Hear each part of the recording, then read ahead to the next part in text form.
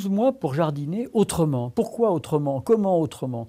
Autrement, c'est tout simplement essayer d'utiliser des méthodes naturelles, sans aller jusqu'au bio sectaire, d'utiliser des méthodes simples au fur et à mesure qu'on avance dans l'année et dans les saisons.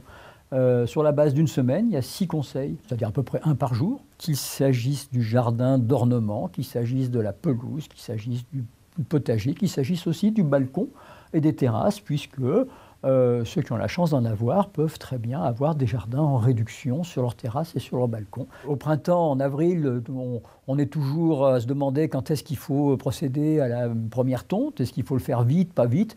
Laissons les pelouses respirer, donnons-leur la chance de nous montrer tout ce qu'elles ont en cachette, les fleurs merveilleuses qui vont attirer des abeilles, qui vont attirer des oiseaux, qui vont attirer des crapauds. Donc ne soyons pas des obsédés de la tonte. Plus tard, en juin, viendra le moment où, au potager, on va installer et tutorer les tomates et commencer à les tailler et à les nourrir de purin et de compost. À l'automne, récoltons et n'oublions pas de récolter des feuilles mortes qui commencent à tomber et qui vont rentrer dans la composition des composts fondamentaux pour nourrir toutes les parties du jardin.